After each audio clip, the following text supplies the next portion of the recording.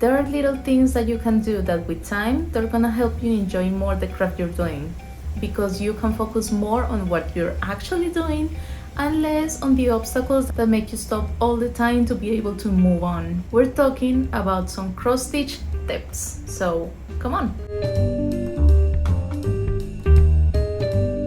Hi friends, I'm Luisa and I really like crafts, but especially the ones that have stitches on it, like cross-stitch. And today I'm gonna show you 7 tips that have helped me enjoy cross-stitch a lot more, for silly that sounds. And the last one, I promise, is a game changer and is my favorite. The first one is use a threader for your needle.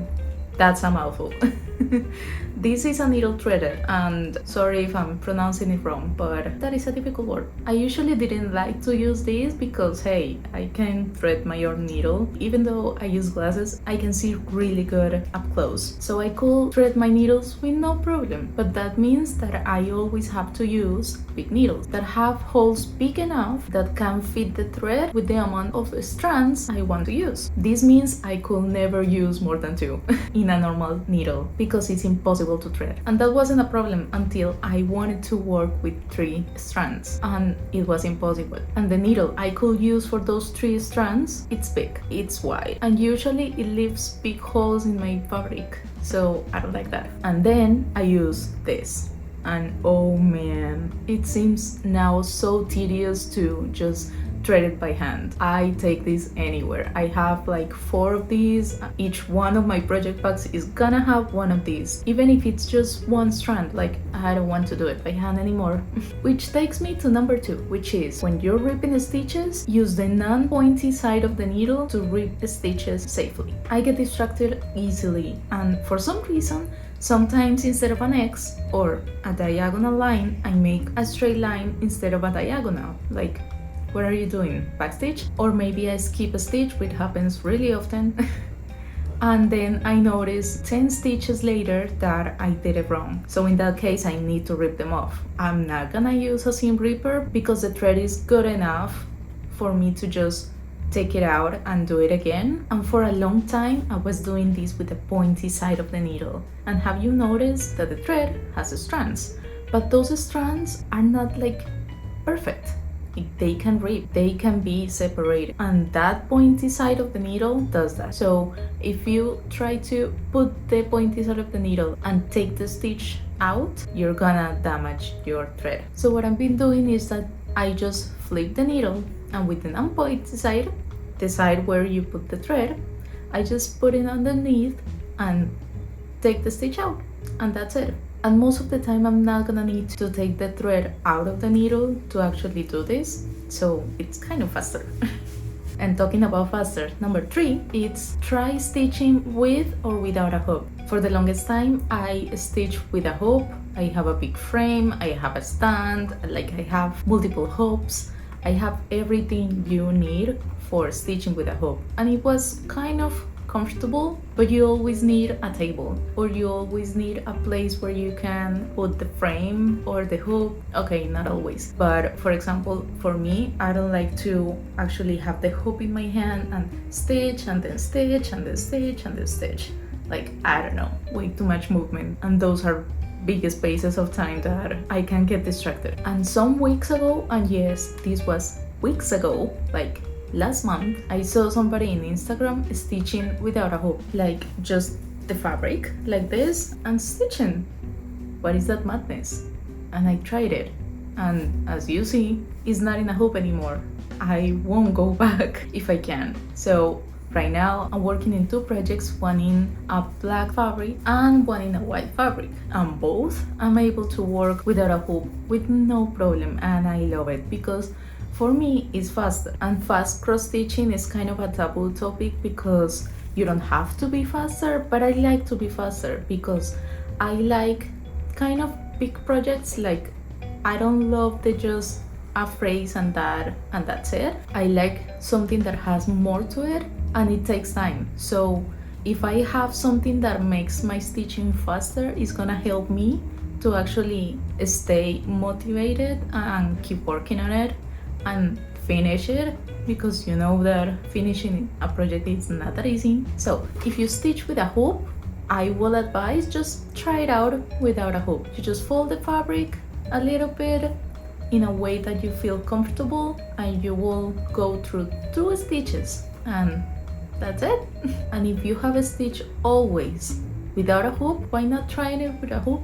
Maybe you will like it. And it's not something that you will stay with it and that's it, you won't change ever. No, like, I mean, I want to do big projects, and for those I'm gonna use a frame. For example, I want to make embroidery, so I'm gonna use a hoop for that. But I don't know, try it out, see if you like it. You may understand the craft better, and like me, maybe it's gonna make it easier for you to take it anywhere and stitch anytime you can. And talking about that, number 4 is put tape around your fabric so it doesn't fray, and use clips. So yes, most of the people know that it's really helpful to put tape around the fabric. This is the one I use, and as you can see, it's almost gone because I use it a lot.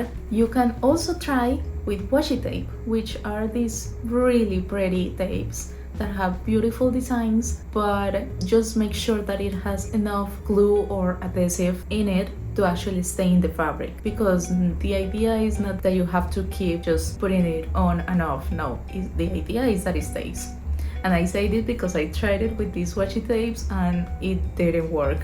I wanted for it to work so much, but it didn't. So this is how a project with a tape looks. As you can see, it's all around the project and it's never gonna fray until you take it out.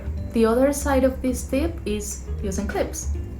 These clips are really useful because sometimes, I'm gonna show you, sometimes you want to stitch a part that is really far from the beginning or from the border, and you're gonna need to roll the fabric and stitch, but it's gonna roll off. So what I do is that I clip the borders, sometimes 1, sometimes 2, and it's gonna help me to stay in place always for the part that I'm working on. I like to jump from side to side, but sometimes I like to keep the same path that I'm doing. So this helps me to pick it up again however I want. Let me show you how usually a project looks for me. So usually it looks like this, and really compact, and yeah, ready to go. And talking about ready to go, number 5 is use floss drops. Look, I've always had my thread in bobbins, but my issue with the bobbins is that it only holds the thread in one way, like around the bobbin, and that's fine if what you're trying to do is storage the thread. But if you're working with the thread, you need to have it really at hand, and a bobbin is not gonna do the job. So what I do now is keep them in floss drops, as a lot of people do. But I call them floss keepers because they don't have a drop shape, because I make them myself. And what I usually have on them is the pre-cut thread. So for this project specifically, I'm using 3 strands, and it's really useful for me to have all the pre-cut thread in the 3 strands ready to go. So as you can see, it's gonna have the number and the symbol in it, and it's gonna have all the pre-cut thread with the 3 strands that I'm using for this project, which is gonna make so much easier for me to just pick one and start. I made this for my specific needs. I actually made 3 different patterns for this, and I'm making a video about it, on how to make these floss drops, how you can make them yourself depending on your needs. So check it out. It's probably gonna be the next one. You can also buy floss drops, but to be honest, for me at least, they're really expensive. Like, you can find some cheap ones, but I am a crafter and I am going to make whatever I can make. But there are some things that you can't make, like an app, which is number 6. Use an app to mark the stitches you make. I started using an app this year, and I just can't believe how I was stitching without an app. Like I mentioned, I get distracted so easily, so it was really normal for me just to skip a stitch and notice later when it didn't match with the rest of the pattern. This is the app I use, and it doesn't have the best interface, and I'm a web designer, so yes, I am biased, but I learned the basics and that's enough for now. This one is for iPhone and iPad, but for Android devices, you have the highly popular Pattern Keeper, and I haven't used it, but the Giddy Stitcher made a great tutorial about it if you wanna check it out. I'm gonna leave it in the description. So basically, what this does is that you upload your pattern, and if everything goes well, it's gonna recognize the symbols, the colors, and the actual pattern. And when everything is set up, I can mark the stitches that I'm making, which is gonna be so helpful when I have to stop and then come back and know exactly where I am. Or while I'm stitching, know exactly which is the next stitch that comes where, because not every time is gonna be just straight lines. And at least for me, that was a game changer, and it's really helpful if you get distracted with every shiny thing that comes in front of you. And it's really helpful too, tip number 7, which is my favorite, and is make all the pattern with the first half of the X first, all the pattern, and then you go through again and make the other half. But why is that? Because you need to pay attention to the pattern when you're stitching. But if you make the whole pattern with only half a stitch, you are going to have all the pattern in your fabric and you're not gonna need to pay attention to the pattern while making the other half. But why is that? Because you have to pay attention to the pattern when you're stitching, which means you're not gonna be able to watch something, to talk to someone, or to be in a bar with your friends stitching like hippie grandma. But if you make the pattern only with the first half, you're gonna have all the pattern in your fabric and you're gonna be able to take your project anywhere without looking at the pattern, so you can stitch and multitask. But the multitasking is not the only part that I like. It's the fact that you're gonna have position of the stitches where they go. So if your pattern allows it, and of course this is only for, let's say, easy patterns, because if you have a full coverage, I don't know, based on a photography, you're not gonna be able to make this and just make the full X. But for projects that don't have many colors, maybe they're big, small, maybe like this one. This is the one I'm making right now.